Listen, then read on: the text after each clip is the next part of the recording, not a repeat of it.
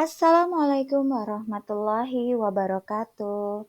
Halo anak-anak, bertemu lagi dengan saya Ibu Wahyu Hidayati, guru bidang mata pelajaran ekonomi kelas 11 IPS di SMA Negeri 1 Tanjung Pandan.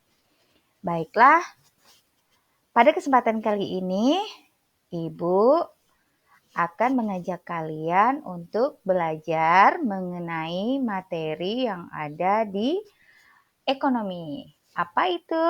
Mari kita lihat.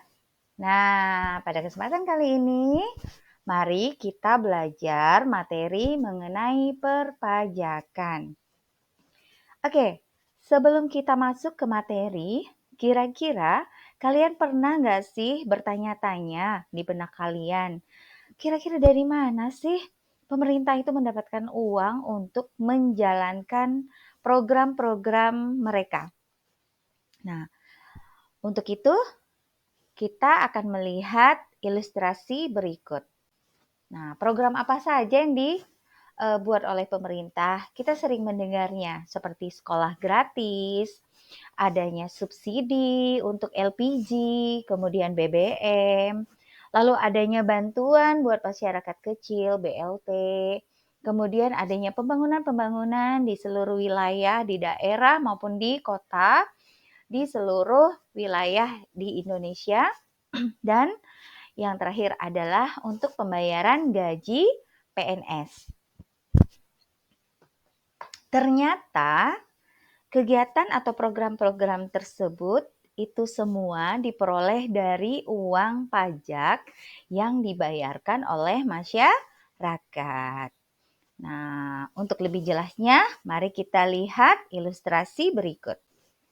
Nah, coba kita perhatikan dari postur anggaran tahun 2018 berikut ini. Kalau kalian perhatikan, di sini menunjukkan bahwa penerimaan pajak merupakan sumber utama dari penerimaan negara, di mana hampir 80% penerimaan itu berasal dari pajak.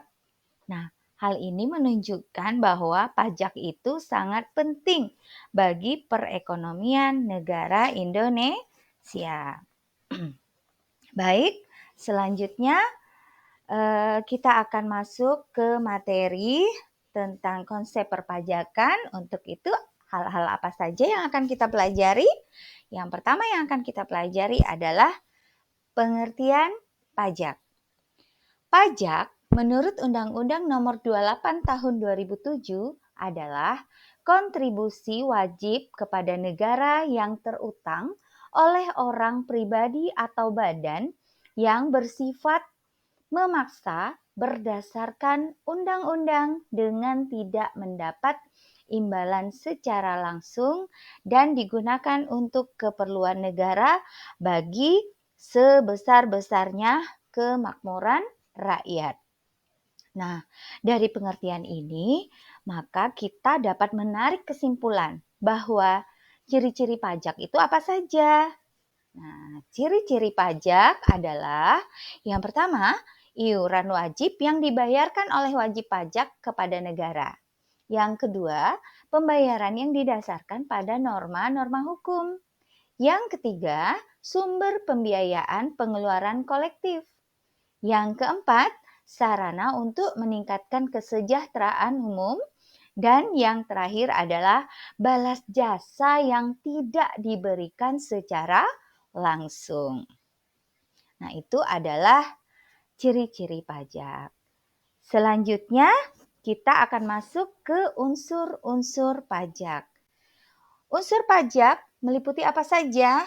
Yang pertama ada subjek pajak, yang kedua ada objek pajak, yang ketiga ada tarif pajak.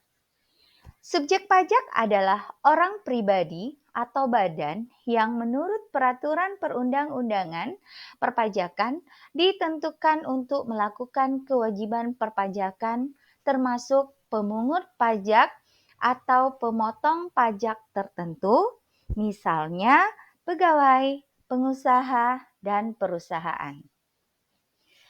Untuk unsur yang kedua adalah objek pajak. Adalah sesuatu yang dikenakan pajak. Misalnya, penghasilan seseorang yang melebihi jumlah tertentu, tanah, bangunan, laba perusahaan, kekayaan, dan kendaraan. Dan yang terakhir adalah tarif pajak. Adalah ketentuan besar kecilnya pajak yang harus dibayar oleh wajib pajak terhadap objek pajak yang menjadi tanggungannya. Nah, selanjutnya kita masuk pada fungsi pajak. Fungsi pajak terdiri atas fungsi anggaran, fungsi regulasi, fungsi redistribusi, fungsi stabilisasi. Fungsi anggaran di sini pajak sebagai sumber pendapatan negara, berfungsi untuk membiayai pengeluaran negara. Sedangkan fungsi regulasi, pajak bisa digunakan sebagai alat untuk mencapai tujuan. Yang ketiga, sebagai fungsi distribusi, pemerintah dapat memanfaatkan pajak untuk pemerataan kesejahteraan masyarakat. Dan yang terakhir, fungsi stabilisasi. Pajak digunakan untuk menjalankan kebijakan yang berhubungan dengan stabilitas perekonomian. Nah, itu adalah fungsi-fungsi pajak. Kita jadi tahu ya, ternyata fungsi pajak itu meliputi hal-hal yang sudah Ibu sebutkan tadi. Nah, untuk materi selanjutnya, ternyata selain pajak, pemerintah memperoleh sumber penerimaan secara berkala dari pungutan resmi lain atau disebut juga non-pajak. Apa bentuk pungutan resmi lain yang ditarik pemerintah? Nah, kita akan lihat materi selanjutnya yaitu pungutan resmi selain pajak, diantaranya adalah terdiri atas retribusi, yang kedua ada bea, yang ketiga ada cukai. Nah, retribusi di sini adalah pungutan daerah yang dikenakan kepada masyarakat atas pemakaian fasilitas yang disediakan negara atau pemerintah. Sedangkan untuk bea merupakan pungutan yang dikenakan atas suatu kejadian atau perbuatan yang terjadi di kawasan pabean berdasarkan perundang-undangan. Kawasan pabean adalah kawasan dengan batas-batas tertentu di pelabuhan, laut, bandar udara, atau tempat lain yang ditetapkan sebagai lalu lintas barang. Yang terakhir adalah cukai.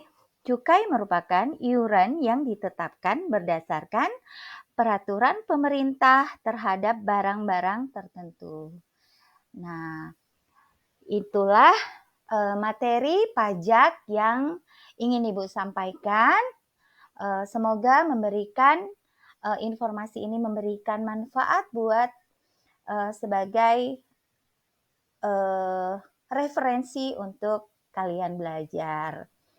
Demikian video pembelajaran ini Ibu sampaikan. Atas waktu Ibu ucapkan terima kasih. Akhir kata, wabillahi taufiq wal hidayah. Assalamualaikum warahmatullahi wabarakatuh. Sampai jumpa. Bye.